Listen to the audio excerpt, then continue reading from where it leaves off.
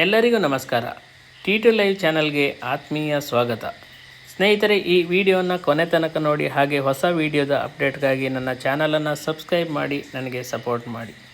ಸ್ನೇಹಿತರೆ, ಸುದೀಪ್ ಕನ್ನಡ ಚಿತ್ರರಂಗದ ಕೆಚ್ಚೆದೆಯ ಕಿಚ್ಚ, ಅಭಿಮಾನಿಗಳ ಪಾಲಿನ ಪ್ರೀತಿಯ ಅಭಿನಯ ಚಕ್ರವರ್ತಿ.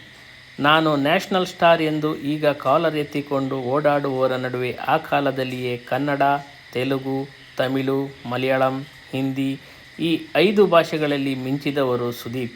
ಹೆಚ್ಚು ಕಡಿಮೆ 1.5 ದಶಕಗಳಿಂದ ಬಾಲಿವುಡ್, ಟಾಲಿವುಡ್, ಕಾಲಿವುಡ್ ಅಂಗಳದಲ್ಲಿ ಓಡಾಡಿರೋ ಸುದೀಪ್ ಫೋನ್ಪೇ ಎಂಬ ಆ್ಯಪ್ನ ರಾಯಭಾರಿಯೂ ಹೌದು.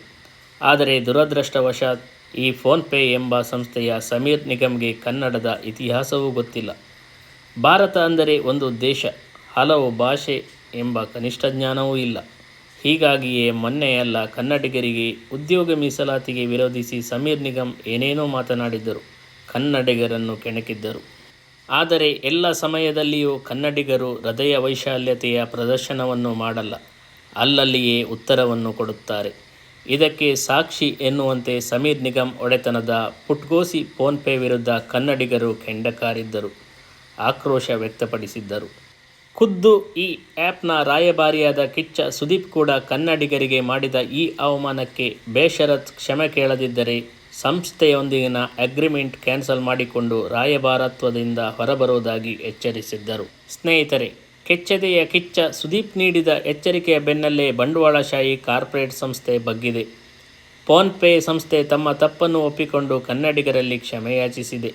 ಕನ್ನಡಿಗರನ್ನು ಕೆಣಕಿದ್ದ ಸಮೀರ್ ನಿಗಮ್ ಕಡೆಯಿಂದ ಸುದೀರ್ಘ ಲೇಖನ ಕೂಡ ಹೊರಬಂದಿದೆ.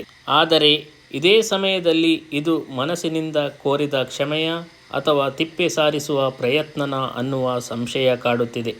ಯಾಕೆಂದರೆ ಫೋನ್ಪೇಯ ಸಿಇಒ ಸಮೀರ್ ನಿಗಮ್ ಒಂದು ಕಡೆ ಕ್ಷಮೆ ಕೇಳಿದ್ದಾರೆ, ಮತ್ತೊಂದು ಕಡೆ ದೇಶದ ಎಲ್ಲಿಂದಾದರೂ ಟ್ಯಾಲೆಂಟ್ಗಳನ್ನು ಕೆಲಸಕ್ಕೆ ತೆಗೆದುಕೊಳ್ಳುವ ಹಕ್ಕು ಮತ್ತು ಅವರಂತೆ ಇರುವ ಮುಂತಾದ ಕಂಪನಿಗಳಿಗೆ ಇದೆ ಅನ್ನೋದನ್ನೂ ಪ್ರತಿಪಾದಿಸಿದ್ದಾರೆ. ಹೀಗಾಗಿಯೇ ಇನ್ನೂ ಕೆರಳಿರುವ ಅನೇಕ ಕನ್ನಡಿಗರು ಸಮೀರ್ ನಿಗಮ್ ಅವರ ಈ ದ್ವಿಮುಖ ಧೋರಣೆಯ ಬಗ್ಗೆ ಚಕಾರವೆತ್ತುತ್ತಿದ್ದಾರೆ. ಸಮೀರ್ ನಿಗಮ್ ಕನ್ನಡಿಗರಲ್ಲಿ ಕ್ಷಮೆ ಕೋರಿಲ್ಲ, ಬದಲಿಗೆ ಕನ್ನಡಿಗರನ್ನು ಇನ್ನೂ ಪ್ರಚೋದಿಸುತ್ತಿದ್ದಾರೆ ಎಂಬ ವಾದವನ್ನು ಮಾಡುತ್ತಿದ್ದಾರೆ. ಯಾವುದೇ ಕಾರಣಕ್ಕೂ ಫೋನ್ಪೇ ಸಂಸ್ಥಾಪಕನ ಈ ಮಾತುಗಳಿಗೆ ಮರುಳಾಗಿ ಫೋನ್ಪೇಯನ್ನು ಮತ್ತೆ ಇನ್ಸ್ಟಾಲ್ ಮಾಡಿಕೊಳ್ಳಬೇಡಿ ಎಂಬ ಮನವಿಯನ್ನು ಅನೇಕರು ಮಾಡುತ್ತಿದ್ದಾರೆ.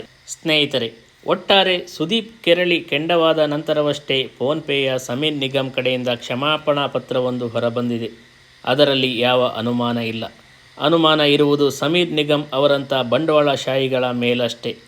ಮುಂಬರುವ ದಿನಗಳಲ್ಲಿ ಈ ವಾದ ವಿವಾದ ಮತ್ತು ಬಾಯ್ಕಾಟ್ ಅಭಿಯಾನ ಎಲ್ಲಿ ಹೋಗಿ ತಲುಪುತ್ತೆ ಅನ್ನುವುದನ್ನು ಈಗ ಕಾದು ನೋಡಬೇಕಿದೆ. ಸ್ನೇಹಿತರೆ, ಈ ವಿಡಿಯೋ ನಿಮಗೆ ಇಷ್ಟವಾದರೆ ದಯವಿಟ್ಟು ಲೈಕ್ ಮಾಡಿ, ಶೇರ್ ಮಾಡಿ, ಹಾಗೆ ನಿಮ್ಮ ಅನಿಸಿಕೆಗಳನ್ನು ಕಮೆಂಟ್ ಮೂಲಕ ನನಗೆ ತಿಳಿಸಿ ಅಂತ ಹೇಳ್ತಾ, ಇನ್ನೊಂದು ಹೊಸ ವಿಚಾರದೊಂದಿಗೆ ಮುಂದಿನ ಮತ್ತೊಂದು ವಿಡಿಯೋದಲ್ಲಿ ಭೇಟಿಯಾಗೋಣ. ಎಲ್ಲರಿಗೂ ಧನ್ಯವಾದಗಳು.